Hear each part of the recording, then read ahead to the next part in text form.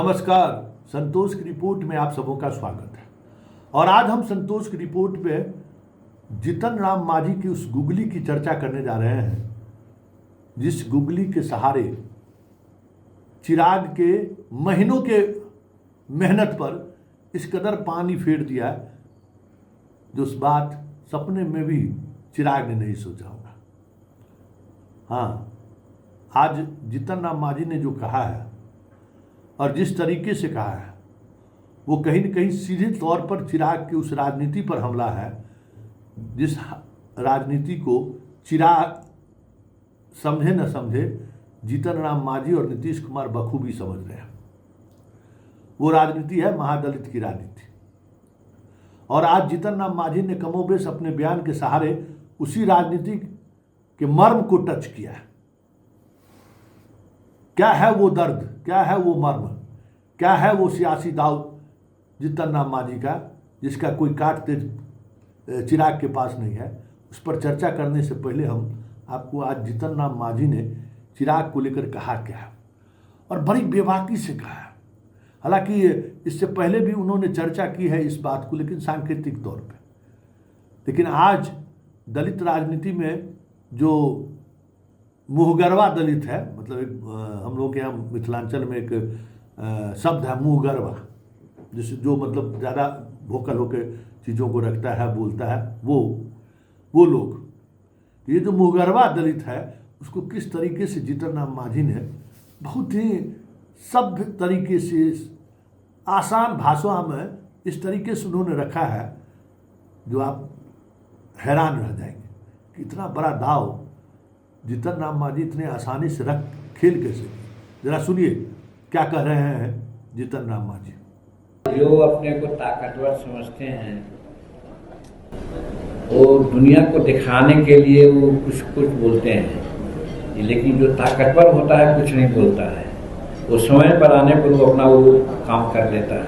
तो इसी प्रकार से जहाँ तक हमारा हिंदुस्तानी अवाम मोर्चा सेकुलर का सवाल है, हम जनमानस में, हम जहानाबाद में, गया में, गांधी मैदान, पटना में, जमालपुर में, पूर्णिया में दिखला दिया है ताकत कि लाखों लाख लोग आते हैं बिना पैसा बिना कौड़ी अपने से कोई मैनेज करते हैं। हमको तो ऐसा पता चला है कि 10-20 कार रहता है, 20 कार में 10 कार या 12 कार रहता है एक जगह में, और 10 कार और आगे चला जाता है दूसरा पोस्ट में। यहाँ पर जिंदाबाद जिंदाबाद जिंदाबाद होता है, लगता है बहुत है।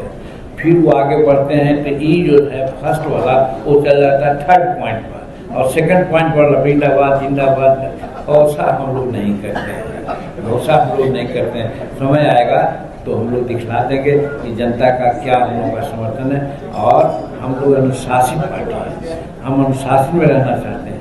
हम अभी कहा एक जगह कि 2024 के चुनाव में कहा गया था जीतन मांझी को कि मांझी जी 2 लोकसभा का सीट और 1 राज्यसभा का सीट आपको देंगे, इसको पत्थर का लकीर मान लीजिए। यही भरसक था।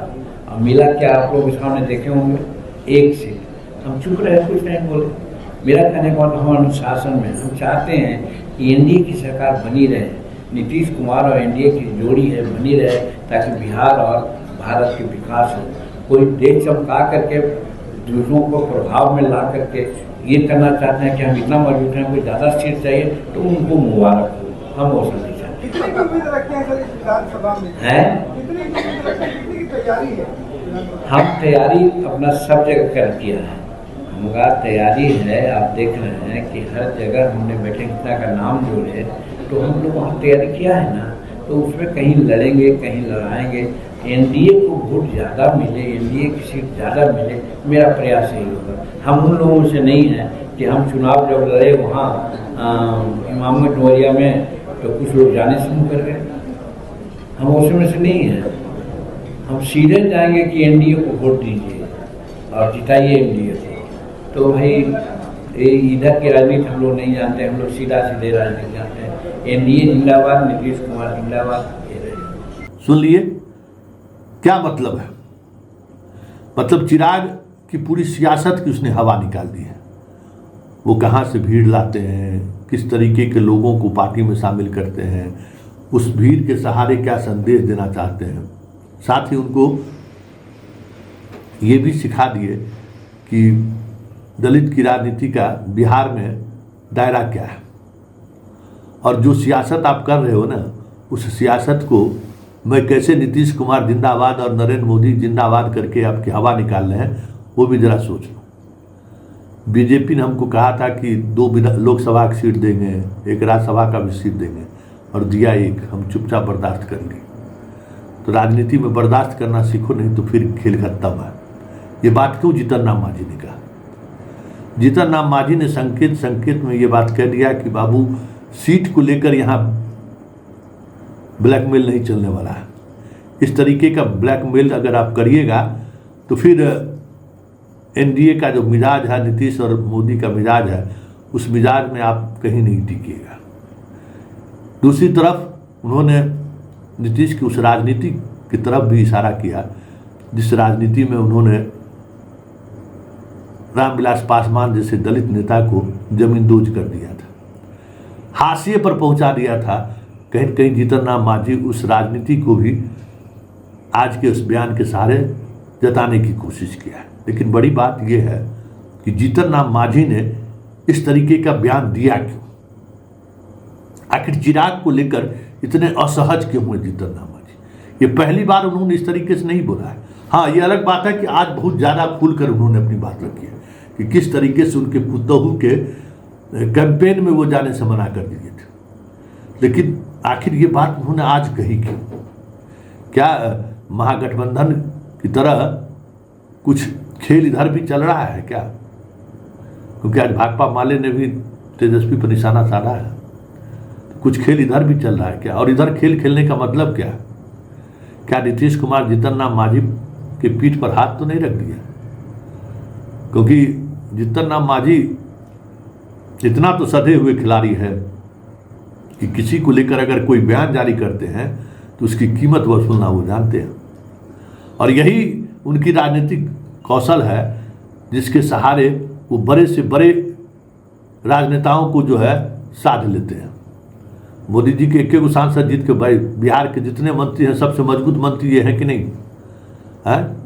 क्या व्यवहार से, विचार से और वाकपटुता से, एग्रेशन नहीं है। और मांझी को पता है कि एग्रेशन से हमें कुछ मिलने वाला नहीं है। हमें अगर कुछ चाहिए तो फिर सॉफ्ट स्पोकन होना पड़ेगा, और जो सियासत में जो दाव पेच होता है उस दाव पेच के साथ बने रहना होगा।